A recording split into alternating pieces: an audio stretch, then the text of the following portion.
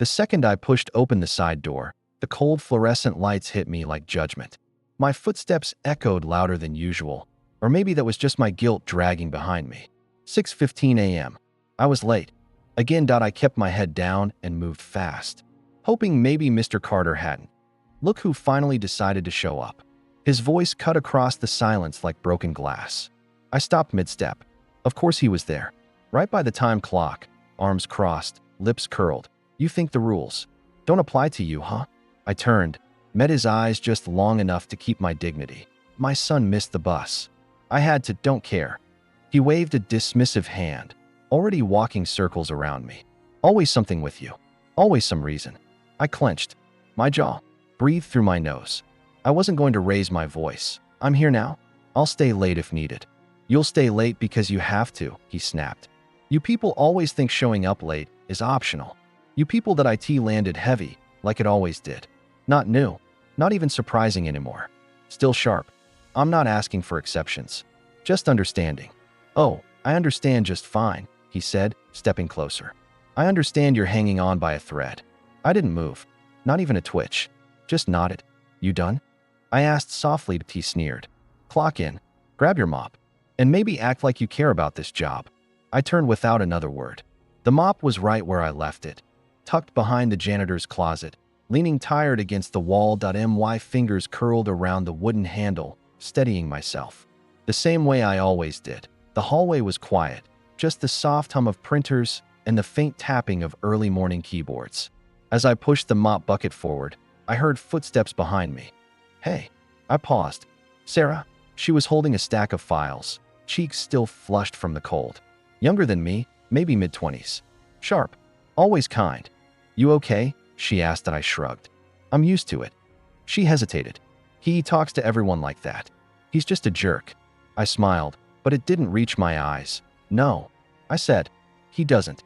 She blinked. What do you mean? He doesn't talk to everyone like that. He talks to me like that. Silence. She didn't deny it, just lowered her gaze. I'm sorry, she whispered. Don't be. I dipped the mop in the water. You didn't create the rules. You just don't see how deep they go until someone like me walks in. Her voice dropped. I see it now. I looked at her, really looked. Good, I said. That's how change starts. She nodded once and walked off, quietly. The floor beneath my mop was spotless by the time I finished that hallway. But my mind wasn't. It never was that I thought. About my son, Jalen. About how he looked at me when I left this morning, late again, tie still in his hand. Don't let them break you, Dad. He had said that I wouldn't. But some mornings, it felt like they already had. Just a little. Just enough to make the silence louder than the hate that I moved on to the next hallway. Another day, same fight. The mop sloshed quietly across the linoleum, but Carter's voice sliced through the break room louder than any machine in the building. Ever notice how janitors always walk slow? Like the floor's lucky to have him touch it. Laughter erupted around the room. Chairs squeaked. Coffee cups rattled. The microwave beeped that I didn't look up. Just kept my hands moving. Water. Bucket. Mop. Repeat. Bet he thinks the mop's doing the work for him, Carter added, his voice closer now. Another round of chuckles that I swallowed. My throat burned, but I said nothing. The silence from Sarah stood out like a drop of ink in clear water. She didn't laugh. I felt her eyes flick toward me, then quickly away. I finished the corner of the break room and pushed the mop back into the bucket. My fingers gripped the handle tighter than they needed to. Later, near the vending machine, Sarah appeared with a quiet, almost embarrassed expression. You okay? She asked, voice low like we were sharing a secret. I forced a smile. Been here. 10 years. They still see a mop before they see me. She shifted uncomfortably. He talks trash about everybody, you know. It's not just, no, I cut her off gently. It is just me. Her eyes dropped to the floor. She didn't argue. I walked back to the storage room to refill the bucket. The smell of bleach punched the air. I welcomed it.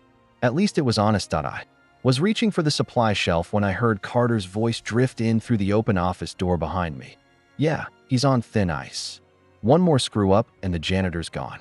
He laughed. That's the beauty of it. What's one janitor gonna do? I stood frozen. That laugh felt like a hand on the back of my neck. My knees were heavy as I walked toward the back exit. The hallway stretched longer than usual. The door slammed behind me. and I stood outside in the cold for a long minute, breathing. That night, the couch sagged under me while Jalen sat cross-legged on the rug, his textbooks open but untouched. "You didn't eat," he said without looking up. "Wasn't hungry." He looked up. "Rough day." I gave a dry laugh. Carter made a joke about lazy janitors in the break room. Got the whole circus laughing. Jalen's jaw tensed. He closed his textbook. "What did you say back?" "Nothing." "Why?" "Because the man who signs my paycheck also holds the scissors to cut the rope I'm hanging from." Jalen looked away, fingers twitching on the book's spine. "Been mopping that floor 10 years, I said, more to myself than him. Still invisible, except when they want someone to humiliate. He stood up suddenly. "They can't break you." "Dad." I stared at him. That fire in his eyes, I used to have it too. "I'm tired, Jalen." "I know," he said softly, stepping closer. "But I see you. I hear you." I nodded, swallowing the knot forming in my throat. "One day," he said, voice like steel wrapped in velvet, "I'll make them regret trying." His words didn't promise violence. They promised justice. And for the first time all day, I let myself believe him. I was folding chairs when Carter walked in, suit sharp, eyes sharper. The company breakfast hadn't even started yet, but I'd been there since 6, setting tables, lining up coffee cups, making sure every damn fork was straight. "Don't worry, Marcus," Carter called out, voice echoing through the empty hall. "We'll save you the scraps." I didn't look up. I focused on the napkin I was folding, creases neat, hands steady. "You always do such a good job, though," he added, walking closer. "Real team player. You know what I like about you?" I didn't answer. "You stay in your place." His words hit like spit in my face. Still, I said nothing. Just grabbed another napkin. Folded. Creased. Folded again. "Most people don't know their lane anymore," he kept going. "But you get it." I heard Sarah's heels before I saw her. "Carter," she said, tight and flat. "What?" He smirked. "I'm complimenting him." "No, you're humiliating him." "Oh, come on," he chuckled. "It's a joke." Sarah looked at me. I finally looked back. Her face held something close to guilt. She left before I could say a word. I stood there a few seconds longer, holding a spoon I didn't remember picking up. My chest felt tight, like something was being slowly squeezed inside. Later, after the breakfast rush, Sarah found me near the kitchen. "Why do you let him talk to you like that?" she asked. I looked down at the mop in my hands. Water still dripped from it. "Because I know how it ends if I don't." "You could report him." "And then what?" I asked, keeping my voice low. "They'll investigate. They'll say, there's no proof. Then he'll make my life hell in ways they can't see." She said nothing. "Been here 10 years, I added. "I've seen what happens." She touched my arm lightly. "It's not right." "No," I said, "but it's real." I walked off before I said something that would cost me my job. By the time I got to the supply closet, my phone buzzed. "Jalen." "Dad," he said, voice bright. "Bar results come in tomorrow." My face softened. "You nervous?" He laughed. "Nah, not yet." "You okay?" "Long day," I said. "What happened?" I paused, thinking about Carter's voice, the words, the smirk, Sarah's eyes. "Nothing new," I said. "Same show, different day." He went quiet. "Sometimes I wonder," I whispered, "if they'll ever see past the mop." "Don't do that," Jalen said, serious now. "You're not just some janitor, Dad. You're the reason I made it this far. Everything I am, it's because of you." I swallowed the lump in my throat. "They can't break you," he said. "But one day I'll make them regret trying." I sat down on an overturned bucket and let the silence sit. "I believe you," I said, and I meant it. I was just finishing up mopping the hallway when Carter's voice cut through the glass of the conference room. "See that?" he said, loud enough for the whole room to hear. "That's what happens when you don't get a real education." I froze. My grip tightened on the mop handle. The wet floor gleamed, but all I saw was the heat rising in my chest. There was a moment of silence. Then, Sarah's voice rang out, clear and firm. "When the system fails people and punishes them for surviving." My heart thumped. I didn't lift my head, but I could feel every eye in that room shift. Carter's tone turned sharp. "You have a problem, Sarah?" "Yes," she said, standing. "You." The room went dead quiet.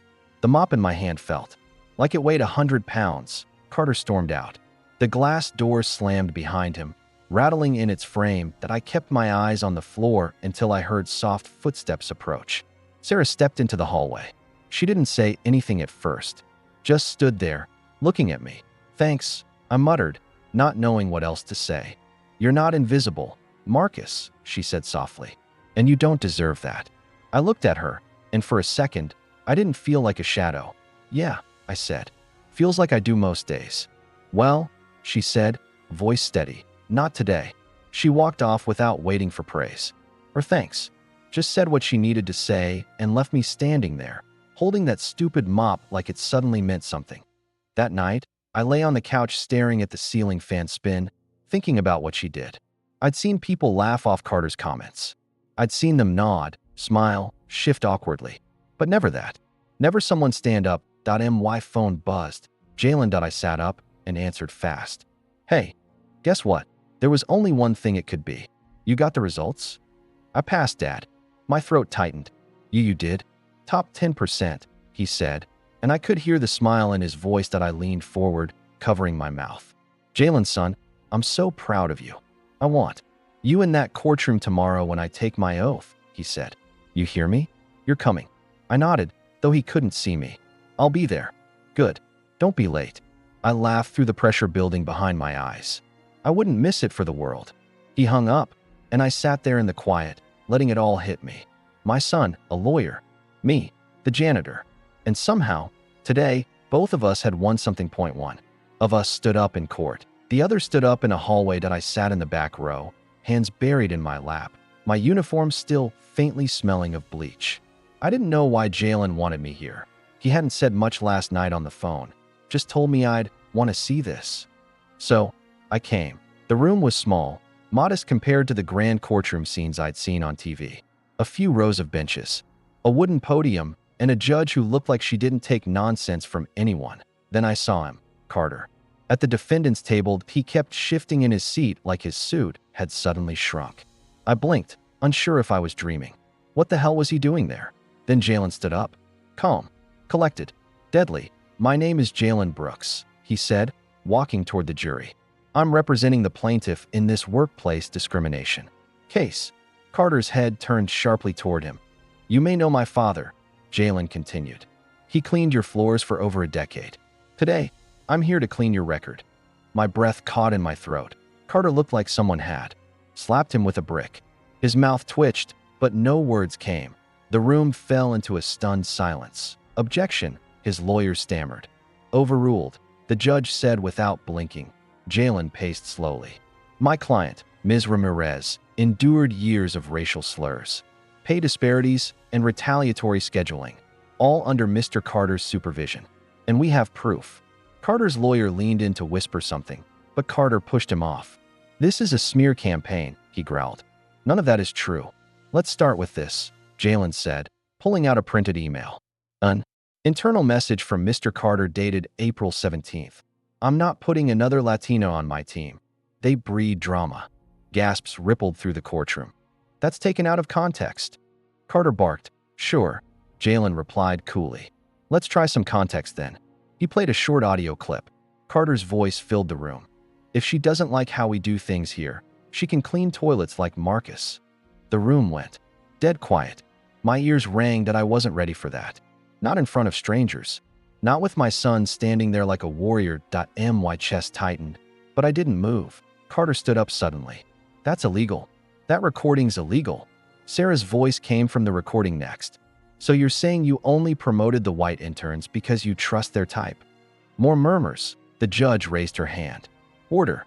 Jalen didn't flinch. Sarah Whitmore recorded that after months of internal complaints were ignored, she risked her job to tell the truth. "And today, the truth is louder than your lies, Mr. Carter."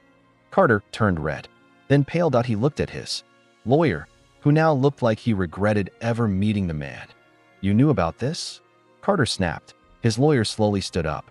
"Your Honor, I can't, in good conscience, represent a man who lies under oath." Gasps again. "I'm withdrawing from the case." And just like that, he walked out. Briefcase in hand, Carter spun around, eyes wide. "You can't do that." "You sit down, Mr. Carter," the judge said sharply, "or I'll hold you in contempt." Jalen just watched, still as stone. The judge turned to him. "Continue, counselor." He nodded. "With pleasure." I wanted to cry. I wanted to laugh. I wanted to scream. But I just sat there, frozen in place, watching my son tear down the man who spent years belittling me. A janitor. That's all I was to Carter. A walking punchline. But to Jalen, I was the reason he stood where he stood. And today, he stood tall. The courtroom door swung open, and I followed Jalen into a wall of flashing lights and microphones. Reporters surged forward like a wave. "Mr. Evans, how does it feel to win against your father's former boss?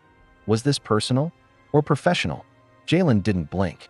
He raised a hand, calm and collected. "This wasn't about revenge," he said firmly. "It's about respect.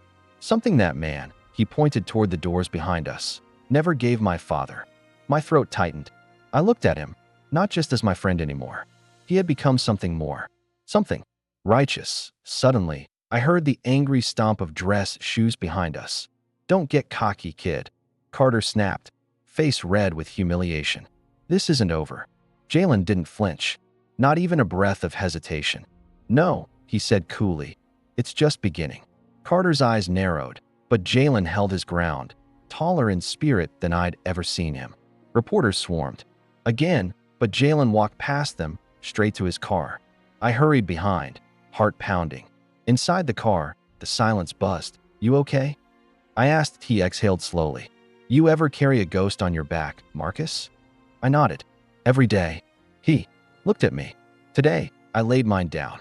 Back at the office, the air felt sharp, like everyone had been holding their breath.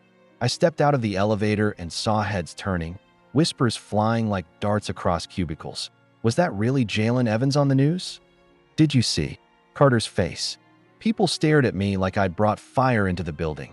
Sarah walked up, eyes glossy, arms wide. She pulled me into a hug. "They saw everything. Marcus," she whispered. "They finally saw what he is." I let out a breath I didn't know I'd been holding. "You were brave too," I murmured. "Without your recordings," she shook her head. "He did the heavy lifting." I just turned on the light. Before I could say more, the intercom clicked. "Carter Hughes to HR, immediately." The entire floor froze. I turned and saw Carter, standing stiffly outside his office, jaw tight. He didn't look at anyone, just walked toward the hallway like a man going to his own funeral. I caught a glimpse of his assistant sliding open the drawer where his badge LAYWY noon, his nameplate, was gone.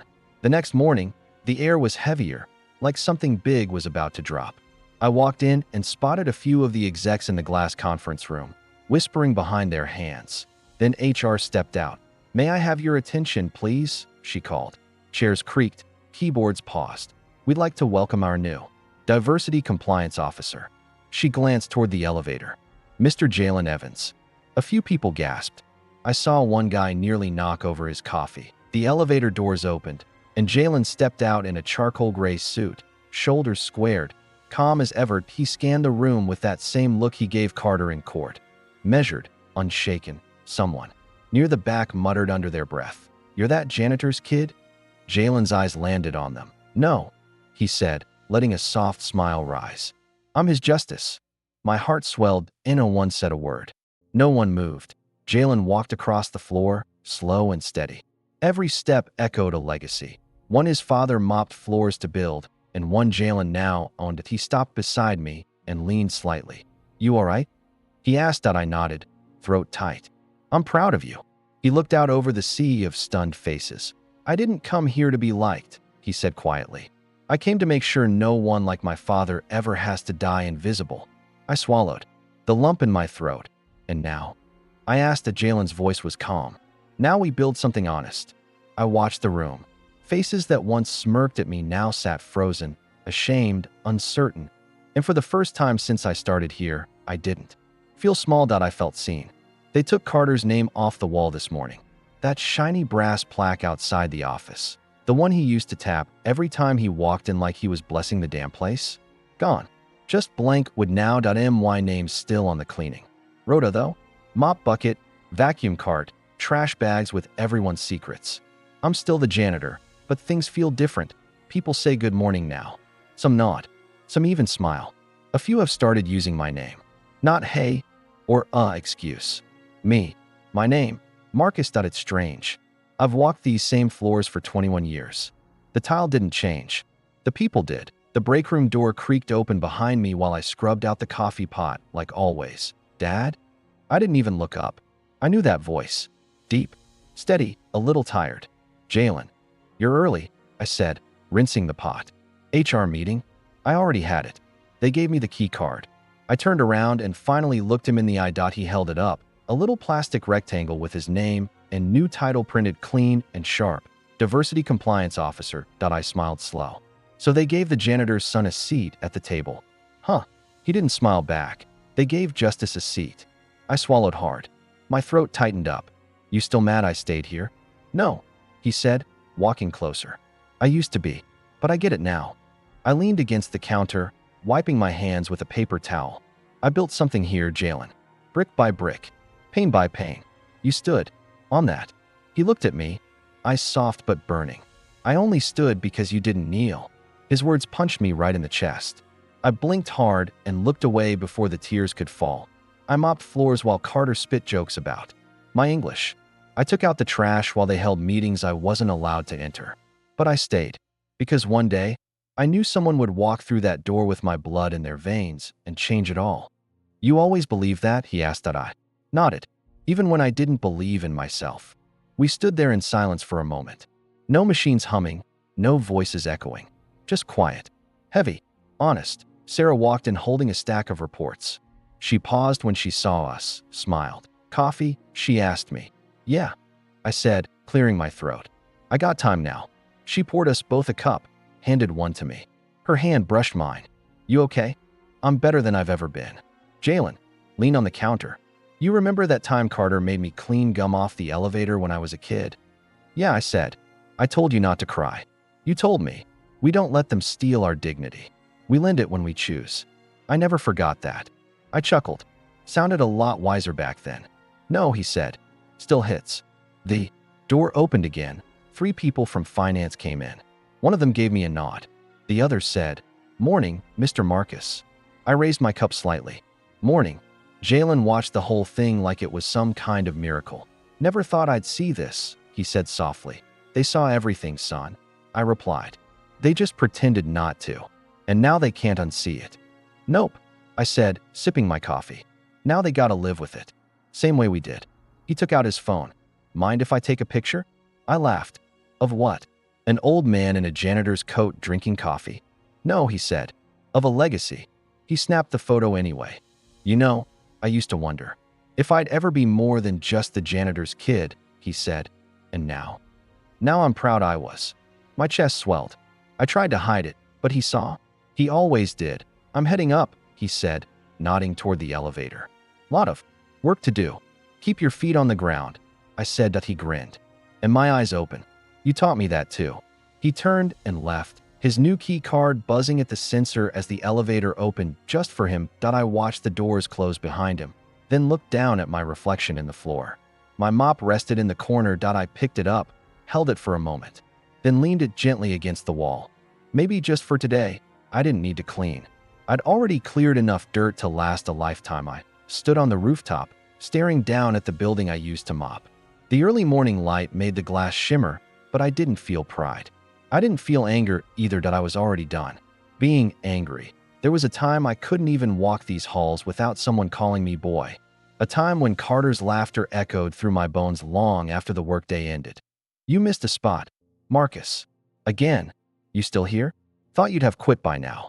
That voice used to live in my head rent-free. But not today. I tightened my jacket, the wind brushing against my face. I heard Jalen's voice, not in memory, but in truth. Calm, steady. My son had become my anchor. You sure about this, Dad? He'd asked that months ago when I signed the final papers. Yeah, I said. It's not revenge. It's legacy. He looked at me, quiet, then nodded. As long as it's not fire for fire. Sometimes, I told him, you just hand the match to someone who knows how to burn the system down the right way. A silence passed between us that day. Heavy, but respectful. I thought back to Carter's face when he realized I was one of the silent partners on the board. He stuttered.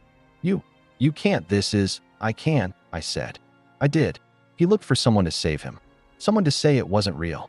But Jalen was right behind me, in a tailored suit, holding the final file. "You're done here," Jalen said. Calm, clean. Carter didn't scream, didn't argue. He just deflated that I didn't smile. There was no joy in watching a man lose everything he abused. But there was peace. A slow, deep peace. That's when I stopped carrying the mop in my head. Jalen joined me on the rooftop now, coffee in hand. "You okay?" he asked. I nodded. "Yeah." He handed me the cup, then leaned on the rail beside me. The city moved quietly below. "You think Carter's gone for good?" "I think the building won't miss him," I said. Jalen chuckled. "Neither will the staff. HR's already getting thank you notes." Figures. We stood in silence. I watched a janitor walk into the lobby below, pushing the same kind of cart I once did. He adjusted his back, stretched, and kept going. "Funny thing," I muttered. "The system's designed to forget men like me." "But not today," Jalen said. "Not anymore." I looked at him. "You were always the fire, you know. You were the wood, Dad. You held the weight." He looked away, eyes glassy, but proud that I took a breath. "Let the wind fill my lungs. No more mops," I said. "No more silence. No more pretending you didn't build the foundation." He replied that I laughed, quiet.